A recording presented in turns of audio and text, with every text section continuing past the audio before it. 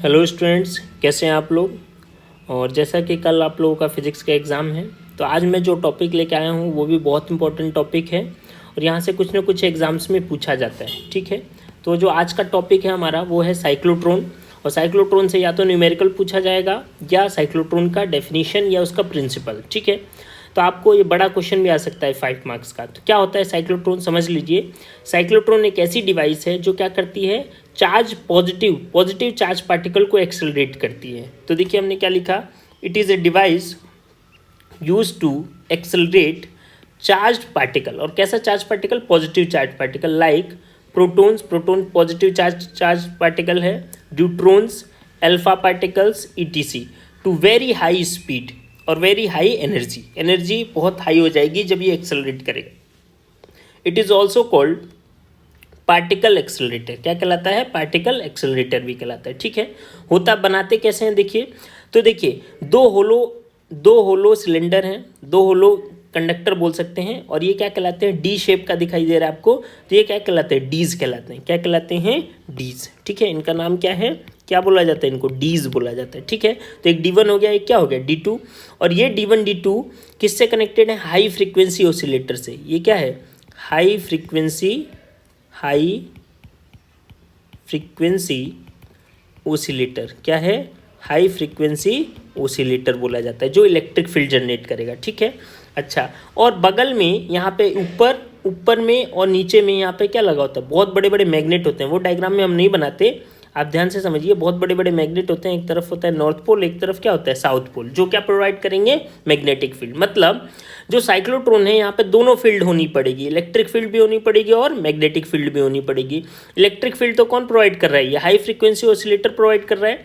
जबकि magnetic field के लिए यहाँ पे क्या लगाया जाता है, बड़े बड़े मैग्नेट लगाए जाते हैं, जो डायग्राम में शो नहीं करते, बट एक तरफ नॉर्थ पोल होता है, एक तरफ क्या होता है, साउथ पोल, जिसकी वजह से वहाँ पे क्या जनरेट होता है, मैग्नेटिक फील्ड जनरेट होता है। मतलब साइक्लोट्रॉन में ध्यान रखिए दोनों फील्ड होती है, इलेक्ट्रिक फील्ड और मैग्नेटिक फील्ड दोनों फील्ड होती है, और ये इसी प्रिंसिपल पे वर्क करता है। क्लियर है।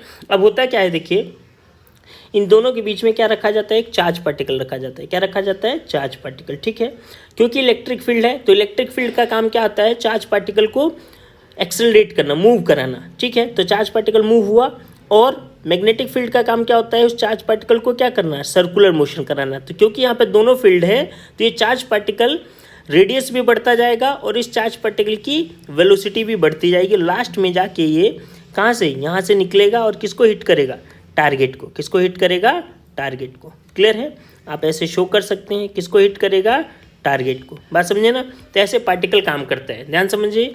देखिए दो फील्ड होती है यहाँ पे, इलेक्ट्रिक फील्ड किससे आती है, हाई फ्रीक्वेंसी ऑसिलेटर से आती है, और दूसरी फील्ड होती है यहाँ पे मैग्नेटिक फील्ड के लिए यहाँ पे क्या लगाया जाता है, मैग्नेट लगाया जाता है। तो इलेक्ट्रिक फील्ड क्या करती है, चार्ज पार्टिकल को वेलोसिटी प्रोवाइड करती है, जबकि मैग्नेटिक फील्ड क्या कराती है, उसका सर्कुलर मोशन कराती है। तो यहाँ पे वेलोसिटी भी बढ़ती जा रही है और सर्कुलर मोशन भी होता जा रहा है, इसलिए देखिए रेडियस क्या होता जा रहा है, बढ़ता जा रहा है, और लास्ट में जाके वो किसको हिट करेगा, टारगेट को हिट करेगा। क्लियर है। तो हम बोल सकते हैं, अगर ये तो हमारा डायग्राम हो गया, हम क्या बोल सकते हैं देखिए, अगर हम बोलें यहाँ पे तो प्रिंसिपल बोले, प्रिंसिपल ऑफ साइक्लोट्रॉन, तो क्या बोलेंगे, प्रिंसिपल ऑफ साइक्लोट्रॉन, तो हम क्या बोलेंगे, it work on the Lorentz force. कौन से प्रिंसिपल पर वर्क करता है, लोरेंज फोर्स। लोरेंज फोर्स क्या होता है, अगर आप लोग नहीं जानते तो ध्यान रखिए, कैसे शो करते हैं लोरेंज फोर्स को, कैसे लिखा जाता है, Fe प्लस Fm। मतलब क्या, ये भी पूछा जा सकता है एग्जाम में अलग से।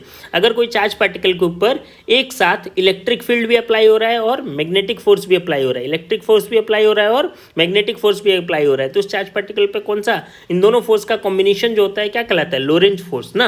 और इसको अगर हम लिखें तो Fl इक्वल टू Fe कितना है हमारा, चार्ज पार्टिकल की वजह से जो इलेक्ट्रिक फील्ड होता है, इलेक्ट्रिक फील्ड की वजह से कितना होता है, QE, और मैग्नेटिक फोर्स जो होता है वो कितना होता है, QVB साइन थीटा आता है यहाँ पे। साइन थीटा इस ऐसे एडजस्ट करते हैं हम मैग्नेटिक फील्ड को कि एंगल कितना आए, 90 आए ना। तो हम क्या लिखेंगे यहाँ पे, फोर्स का फॉर्मूला कितना हो जाएगा हमारा, QE, और साइन थीटा तो 90 हो गया, तो क्या होगा, QVB। तो यहाँ से लोरेंज फोर्स जो है हमारा, Q कॉमन ले लो तो बचेगा क्या, अगर वेक्टर फॉर्म में लिखना है E vector plus V vector cross B vector, ऐसे लिख सकते हैं लोरेंज फोर्स। ये लोरेंज फोर्स का वेक्टर फॉर्मूला है। इसको पूछे तो इसको भी आप लिख सकते हैं कि व्हाट इज लोरेंज फोर्स, ठीक है ना। लोरेंज फोर्स क्या होता है, जब किसी चार्ज पार्टिकल पे एक साथ दोनों फोर्स अप्लाई होता है, इलेक्ट्रिक फोर्स और मैग्नेटिक फोर्स दोनों एक साथ अप्लाई होगा तो उसको क्या बोला जाता है, लोरेंज फोर्स। और वेक्टर फॉर्म ये है, तो कोई कोई एग्जाम में ये भी पूछता है सेपरेटली ना। तो जो हमारा साइक्लोट्रॉन है कौन से प्रिंसिपल पर वर्क करता है, लोरेंज फोर्स पे। लोरेंज फोर्स पे का मतलब क्या, मैंने बोला कि यहाँ पे जो इलेक्ट्रिक फोर्स है, इलेक्ट्रिक फोर्स वो क्या प्रोवाइड करता है, वेलोसिटी ऑफ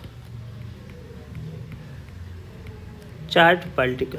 क्या प्रोवाइड करता है, वेलोसिटी ऑफ चार्ज पार्टिकल। जबकि जो मैग्नेटिक फोर्स है, क्या फोर्स है, मैग्नेटिक फोर्स, वो क्या प्रोवाइड करता है, सर्कुलर मोशन। क्या प्रोवाइड करता है, सर्कुलर मोशन प्रोवाइड करता है, ठीक है।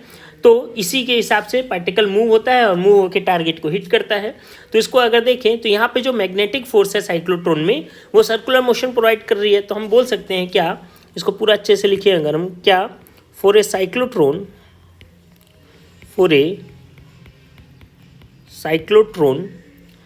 Magnetic force provide circular motion. Magnetic force क्या प्रोवाइड कर रहा है, सर्कुलर मोशन।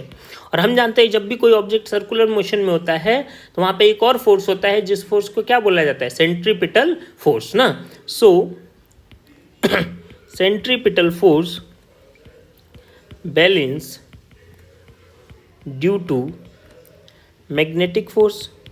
सेंट्रीपिटल फोर्स को कौन बैलेंस करेगा, मैग्नेटिक फोर्स। और यही प्रिंसिपल है, यहीं से क्वेश्चन आएंगे, ध्यान रखिए। तो हम क्या बोल सकते हैं कि जो मैग्नेटिक फोर्स है वो किसको बैलेंस कर रहा है, सेंट्रीपिटल फोर्स को। क्यों, क्योंकि साइक्लोट्रॉन में जो मैग्नेटिक फोर्स है वो सर्कुलर मोशन करा रहा है और हम जानते हैं कि सर्कुलर मोशन कौन कराता है, सेंट्रीपिटल फोर्स। तो ये क्या है आपका मैग्नेटिक फोर्स कितना आया, QVB, और कितना होता है साइन थीटा। और साइन थीटा तो यहाँ पे 90 है, और सेंट्रीपिटल फोर्स कितना होता है किसी भी समय mv²/r ये होता है, ठीक है। तो साइन थीटा, क्योंकि थीटा यहाँ पे कितना है 90, मैग्नेटिक फील्ड परपेंडिकुलर है वेलोसिटी के साथ, तो यहाँ पे क्या आ जाएगा QVB और यहाँ क्या आ जाएगा mv²/r। तो एक v से एक v क्या हो जाएगा, कैंसिल, और r की अगर वैल्यू निकालें तो कितना आ जाएगा mv/QB।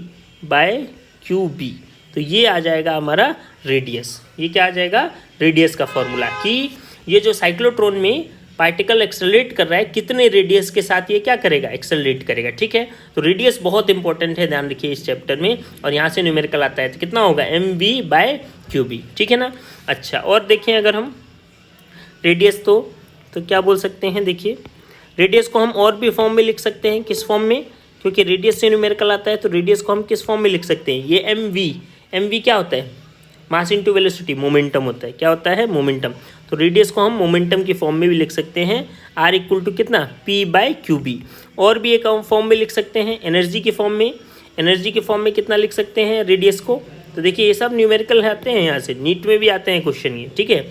r को मोमेंटम को हम काइनेटिक एनर्जी की फॉर्म में क्या लिख सकते हैं, तो मोमेंटम को हम क्या लिख सकते हैं, √2mk। आप ध्यान रखिए, मोमेंटम काइनेटिक एनर्जी क्या होता है, काइनेटिक एनर्जी आपको पता होगा कितना होता है, ½ mv²। यहाँ से मोमेंटम और इसके रिलेशन निकालें तो 2ke, और यहाँ पे क्या लिख सकते हैं p²/m, और यहाँ से p की वैल्यू निकालें तो क्या आ जाएगा 2mk ना। यही वैल्यू हमने रखा है, और डिवाइडेड बाय QB। तो देखिए अगर मास वेलोसिटी दे रखा है तो भी रेडियस निकाल सकते हैं, अगर मोमेंटम दे रखा है तो भी रेडियस निकाल सकते हैं, और मास और एनर्जी दे रखा है, ये के क्या है, काइनेटिक एनर्जी, मास और काइनेटिक एनर्जी दे रखा है तो भी आप मोमेंटम निकाल सकते हैं, ठीक है। अब बात करते हैं यहाँ पे टाइम पीरियड की, या वेलोसिटी निकाल लो आप, वेलोसिटी भी निकाल सकते हैं। वेलोसिटी कितना आएगा, यही सेम रेडियस वाले फॉर्मूले से, वेलोसिटी कितना हो जाएगा QBr डिवाइडेड बाई कितना हो जाएगा m। ये वेलोसिटी है जिस वेलोसिटी के साथ चार्ज पार्टिकल मोशन में आता है। क्लियर है सबको। अब बात करते हैं किसकी, टाइम पीरियड की। टाइम पीरियड कितना लगता है, तो कहीं से भी न्यूमेरिकल आ सकता है, तो मैं सब कुछ बता रहा हूँ आपको, अब ध्यान से देखिए और न्यूमेरिकल प्रैक्टिस करिएगा। टाइम पीरियड क्या, देखिए फॉर्मूला क्या होता है, स्पीड इक्वल टू कितना, डिस्टेंस बाय टाइम। तो टाइम इक्वल टू क्या लिख सकते हैं, डिस्टेंस बाय स्पीड। तो यहाँ पे टाइम निकालना है, डिस्टेंस कितना है उसका सर्कुलर मोशन कर रहा है तो कितना हो जाएगा 2πr और डिवाइडेड बाई स्पीड, स्पीड कितना आया QBr divided by m, r से r कैंसिल, m कहाँ चला गया ऊपर, तो टाइम पीरियड जो है कितना हो जाएगा इसके लिए 2πm डिवाइडेड बाय QB। तो ये टाइम पीरियड लगता है पार्टिकल को एक चक्कर पूरा करने में, एक सर्कल पूरा करने में इतना टाइम पीरियड लगता है, ठीक है। और निकाल सकते हैं हम क्या, फ्रीक्वेंसी, क्या पूछा जाता है यहाँ से, फ्रीक्वेंसी। तो मैं सारा चीज़ बता रहा हूँ आपको, बस वैल्यू पुट करना है और यहाँ से आंसर निकालना है। फ्रीक्वेंसी, तो फ्रीक्वेंसी जो होता है वो क्या होता है, टाइम पीरियड का अपोजिट होता है 1/t।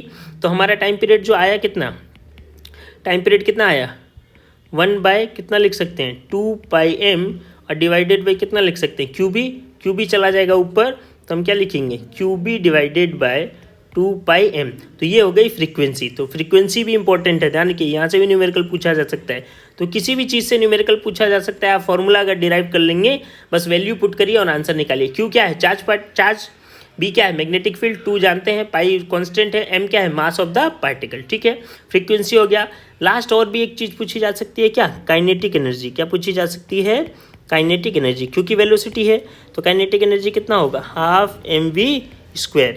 तो 12m तो m हो गया और v, वेलोसिटी हमारे पास कितना आया, तो देखिए वेलोसिटी जो है कितना है QBr/m, वेलोसिटी कितना है QBr/m और उसका क्या है होल स्क्वायर। तो काइनेटिक एनर्जी जो है कितनी मिल जाएगी हमको, 12 × m × कितना हो जाएगा Q² B² R² divided by m²। एक m से एक m कैंसिल और काइनेटिक एनर्जी जो है कितनी मिल जाएगी हमको Q² B² R² divided by 2m। तो ध्यान रखना ये चार्ज पार्टिकल की क्या हो गई, काइनेटिक एनर्जी हो गई। क्लियर है। तो मैंने इस साइक्लोट्रॉन में सब कुछ बताया आपको, फिर से देखिए एक बार, मैं फिर से रिवाइज कर देता हूँ। क्या होता है साइक्लोट्रॉन, साइक्लोट्रॉन एक डिवाइस है जो क्या करती है, पॉजिटिव चार्ज पार्टिकल को एक्सेलरेट करती है, नेगेटिव चार्ज पार्टिकल को एक्सेलरेट नहीं करती। ये ध्यान रखिएगा, कोई पूछ सकता है 1 मार्क्स में, नेगेटिव चार्ज पार्टिकल को एक्सेलरेट नहीं करती, किसको करती है, पॉजिटिव चार्ज पार्टिकल को। इसलिए साइक्लोट्रॉन में इलेक्ट्रॉन हम यूज नहीं कर सकते। क्या यूज कर सकते हैं, प्रोटॉन, अल्फा पार्टिकल और न्यूट्रॉन।